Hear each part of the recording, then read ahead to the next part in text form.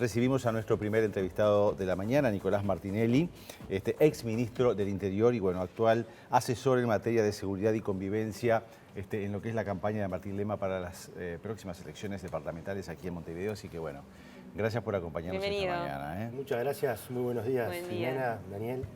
¿Somos de jugar juegos de mesa? Sí, claro. ¿Hay algún juego de mesa? Me vi tentado a tirarte alguno ahí. A ver, por favor, sí. Backgammon, por ejemplo. Bien. Otro clásico. Otro clásico, hace muchos años. Creo que ya ni se juega de ese. Pero yo jugaba mucho de chico. No sé si el juego de mesa, yo me acuerdo de un juego de ladrones y policía. Me encantaba. Pero no sé si en mesa, de eso no, ya estamos cansados de todo ese tema. No, ese era más de correr. Ese más de correr, por eso. Bueno, sí, no tanto de mesa. Trivia también se juega mucho. Sí. Los juegos de cartas, ¿no? Eso sí, sin duda que nunca faltan. Ahí está, perfecto. ¿Cómo viene esta campaña, no? ¿Cuáles son las propuestas? Lo que se estuvo escuchando en los últimos días es esta posibilidad de incorporar un equipo de seguridad a la Intendencia, ¿no? Que tengan más responsabilidades. Así es, exactamente. Bueno, nosotros ya terminamos de elaborar el programa de gobierno de Martín Lema, ya está presentado en la Corte y seguramente varias de esas propuestas se empezarán a hacer públicas en los próximos días, pero sí hay un capítulo muy especial referido al tema de la seguridad. ¿Y por qué? Y esto no tiene nada que ver con meterse a jugar en la cancha del Ministerio del Interior, pero sí, yo siempre lo dije, incluso como ministro, que todas las intendencias tienen un papel muy importante para jugar en temas de seguridad. Algunas son más proactivas, otras son menos proactivas en ese papel. Y nosotros entendíamos que en este caso Montevideo, que es la capital, que además es donde se suceden la mayoría de los delitos, que alberga la mayor cantidad de población de Uruguay, casi la mitad, más toda la gente que viene durante el día a trabajar a la capital, era necesario o es necesario que la Intendencia de Montevideo tenga un papel mucho más proactivo en ese sentido. ¿Y en qué vamos, por ejemplo? Bueno, Montevideo tiene instalado un montón de cámaras de videovigilancia que son del Ministerio del Interior.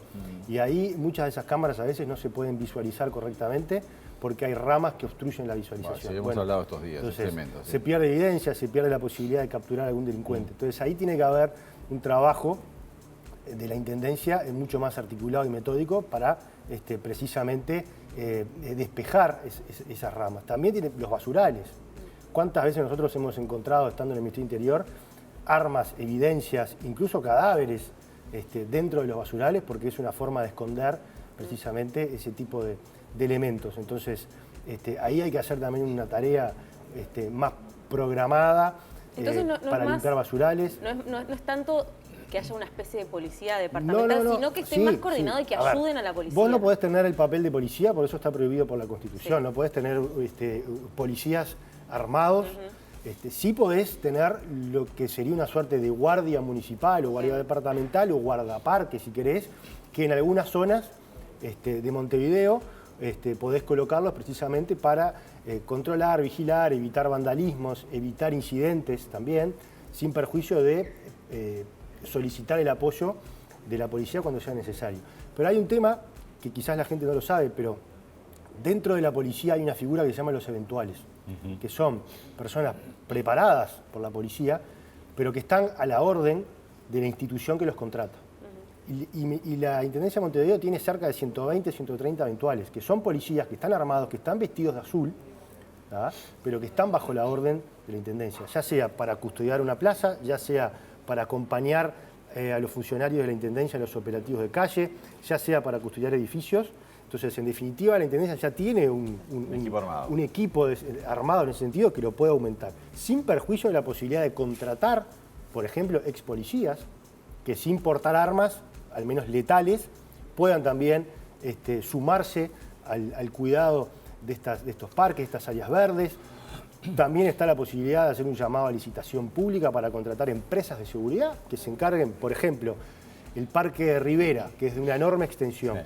Podés licitar el Parque Rivera para que una empresa de seguridad se encargue de su vigilancia las 24 horas del día y pueda ser mucho más disfrutable para todos los vecinos de Montevideo. Es innovador esto de alguna manera como propuesta, porque uno está, digo, en los años que tengo arriba y escuchando elecciones departamentales, siempre la gente, obviamente las campañas apostaban más a temas que tienen que ver con limpieza, con alumbrado, con calles. Es innovador esto de hablar de seguridad, quizás en este contexto donde ha sido un caballito de batalla ya desde las elecciones nacionales, ¿no? Porque uno escucha propuestas de todo tipo, es una lluvia de... Es como un juego de lluvia de ideas. Todos los días uno escucha de los distintos candidatos cantidad de cosas que prometen que se van a hacer. Y se pelean de quién la inventó. O quién la dijo primero, si yo la dije primero, vos la dijiste después. Pero en este tema de seguridad y convivencia, ¿es innovador este planteo? Mirá, no es la primera vez que se propone, por lo menos a nivel país, hay algunas otras intendencias cuyos intendentes han propuesto algunas medidas similares, incluso yo creo que Florida tiene un centro de comando de vigilancia montado, puso cámaras. Rocha en algún momento había propuesto algo similar, es decir, que no es la primera vez que se maneja este tipo de ideas. Quizás para Montevideo sí, por eso que yo decía que Montevideo tiene para mí una obligación de ser mucho más proactivo de lo que es. Otro ejemplo, Montevideo tiene propias cerca de 300 cámaras de biovigilancia, que son absolutamente insuficientes. Canelones compró hace 2 años más de 1.500. No estoy hablando de las que compra el Ministerio del Interior, estoy hablando de las que compran las intendencias. El control de las matrículas de las motos, que ahora está el tema arriba de la mesa.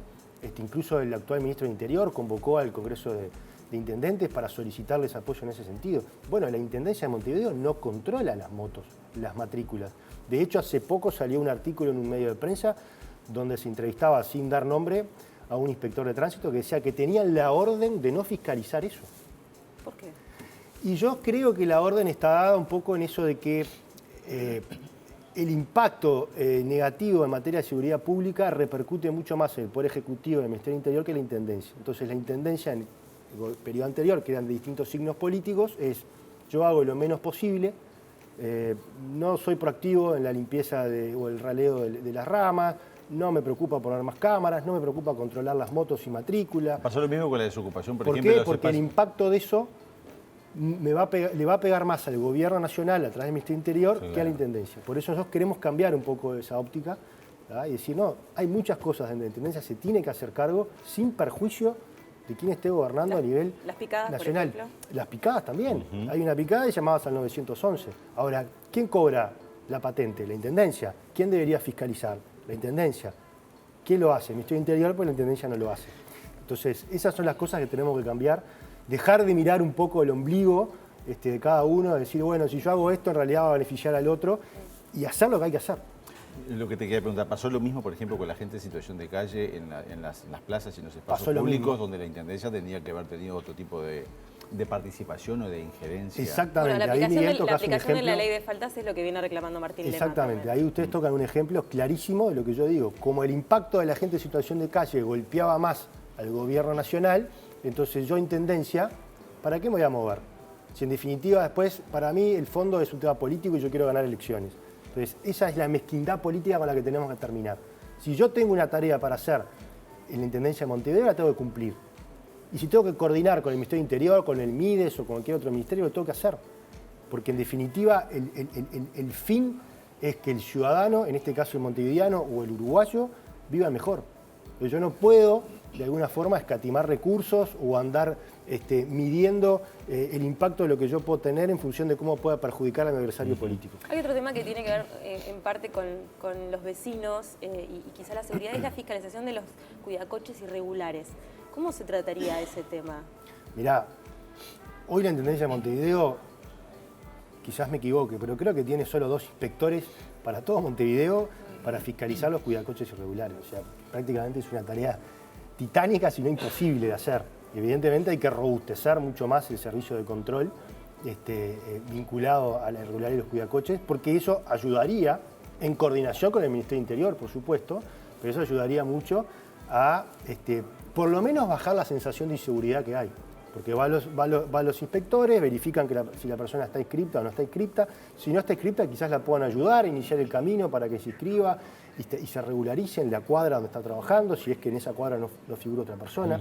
Porque a veces pasa también que hay alguien que tiene adjudicada una cuadra, sí, pero la vende o la alquila a otro distinto y él se va y se para en otra cuadra diferente. Entonces tiene como 2 kioscos, uno que atiende él y el otro que lo subcontrata para otra persona. Entonces, esas son las cosas que se debería fiscalizar mucho más. Cuando encontrás una situación irregular, le pedís que se retire y si no se retira, obviamente contás con el apoyo o de los eventuales que tiene la Intendencia o la posibilidad de llamar, por supuesto, a un equipo del Ministerio del Interior para que acudan al lugar y se traslade a la persona a la comisaría. Hablando del Ministerio del Interior, y obviamente que uno de los caballitos de batalla o de los temas más polémicos en la campaña para las elecciones nacionales justamente fue el del tema de la inseguridad, ¿no? Que cada uno lo manejó a su manera.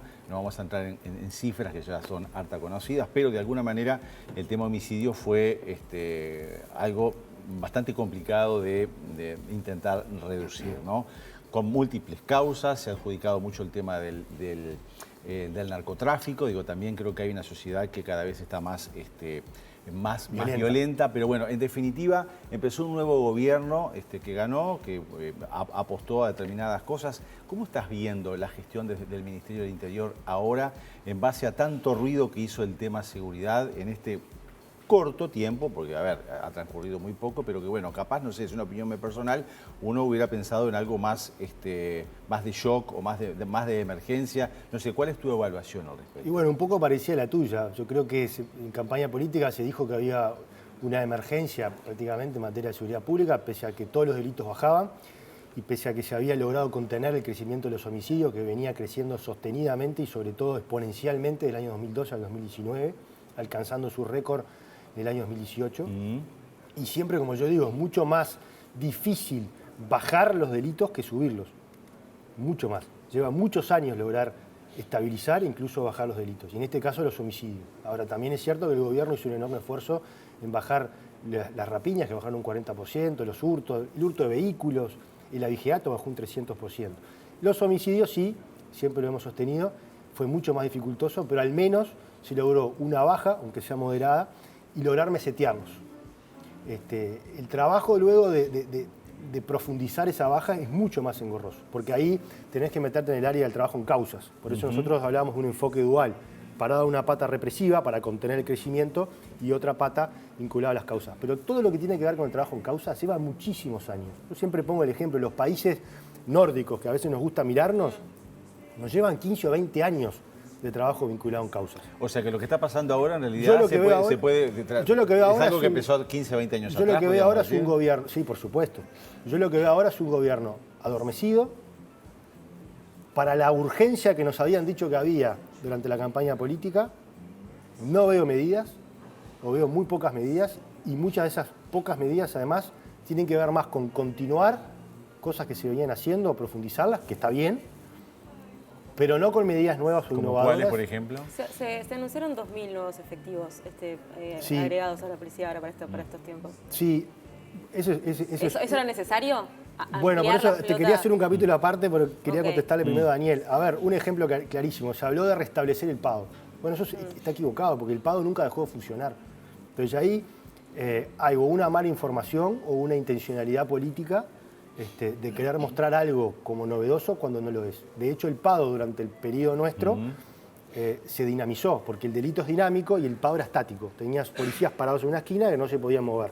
Y el delincuente pasaba de una esquina a la otra, entonces el delito se iba moviendo. Entonces vos tenés que adaptar las estrategias en función también de cómo se mueve el delito. Pero además el PADO durante el periodo de Frente Amplio era un PADO básicamente montevideano o metropolitano, y nosotros lo logramos descentralizar a un montón de jefaturas del interior. Ese es un ejemplo. Me hubiera gustado también que dentro de estos primeros anuncios, a mi gusto poco novedosos, se hubiera hablado de una convocatoria, no te digo ya, pero por lo menos en el correr de este año, o por lo menos anunciarla para el año próximo, de una convocatoria al diálogo multipartidario, para generar políticas de Estado, porque en definitiva, para lograr avances significativos en materia de seguridad pública, donde se nos va la vida, es necesario generar políticas de Estado, que sin perjuicio de quien gane, haya proyectos y políticas que las podamos continuar en el tiempo. Y lo que sí me parece también,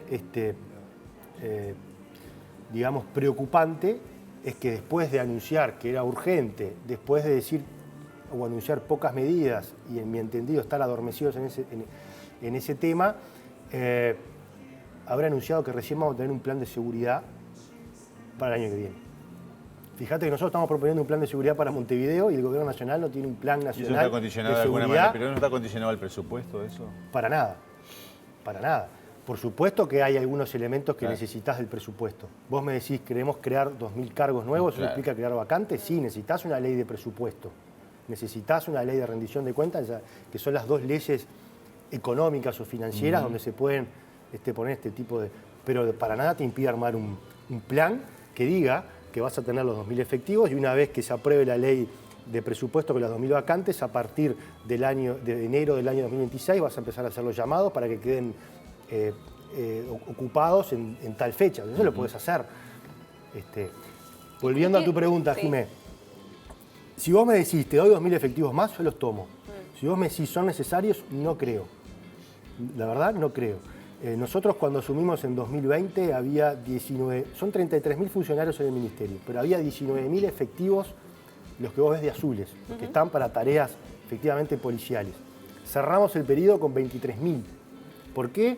Porque también hicimos alguna incorporación de nuevos efectivos, creamos nuevas vacantes, pero también hicimos un trabajo muy importante en lo que tenía que ver con las certificaciones médicas. Había cerca de 3.000 o 4.000 funcionarios que estaban certificados y hacía muchísimos años que no se hacían las juntas médicas para ver si la persona debía seguir certificado o había que darle la baja. Bueno, regularizamos esa situación y por eso lograron entrar muchas personas a raíz de bajas que se hicieron, hicimos los llamados, ocupamos esas vacantes, y otras que una vez que se hizo la junta médica se volvieron a incorporar a la función. Por eso logramos recuperar 4.000 efectivos más. Y creo también que con el avance que hay hoy de la tecnología, hay muchas tareas que ya no requieren de varios policías físicos. Simplemente es necesario adquirir o comprar o seguir potenciando material tecnológica para ir por ese lado. Y quizás con ese ahorro de recursos, podés darle recursos, por ejemplo, a la Fiscalía de la Nación, que los necesita y los está pidiendo. ¿Te preocupa la situación que está viviendo ahora con este paro? Sí, claro que me preocupa conflicto? porque la Fiscalía es un eslabón muy importante en la lucha contra la inseguridad. Necesitas buenos fiscales, necesitas crear muchas más fiscalías. El Departamento de Homicidios, cuando nosotros asumimos, tenía 3 fiscalías de homicidios. Yo me senté a hablar con Mónica Ferrero y le pedí una más. Creamos la 4ª Fiscalía de Homicidios. ¿Cuál es la ventaja de tener 4 fiscalías de homicidios? Ojalá hubiera más. Es que no se te amontonan los expedientes. Los fiscales tienen menos casos, claro, pero son más prácticos con los casos que tienen, y entonces podés avanzar mucho más rápido en aclarar los homicidios. Los países que tienen buenos niveles de esclarecimiento de homicidios es porque tienen una gran cantidad de fiscalías de homicidios. Entonces, nosotros necesitamos quizás más fiscalías de las que tenemos, para que los fiscales de homicidios puedan focalizarse en ese trabajo. Martínez, tenemos que ir cerrando, pero digo, bueno, finalmente el ayer era director de inteligencia estratégica con el voto colorado también, ¿no? Sí.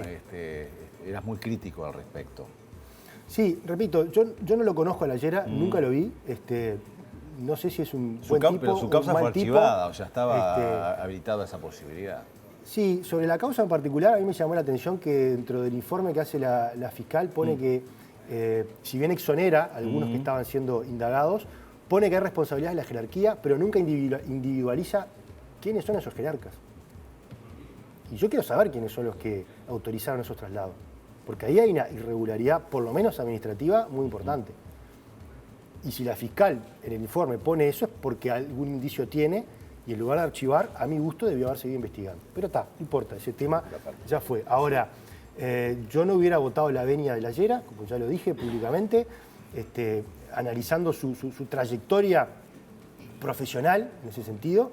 Creo que ha sido el gran responsable de sumir al país en la peor situación en materia de seguridad que nuestro país ha tenido, con récord de homicidios, con récord de hurtos, de rapiñas, de abigeatos, con la fuga del capo narco más buscado en el mundo en aquel momento, que era Moravito, con esto de los traslados de González Valencia, y porque también durante su gestión fue donde empezaron a crecer las bandas criminales que hoy son las que tenemos, y ustedes ven e informan todos los días en algunos de los barrios de Montevideo, pero porque también se permitió durante su mandato que Uruguay pasara de ser un país de tránsito a un país de acopio, consolidándose Uruguay como un país de acopio en los años 2017, 18 y 19.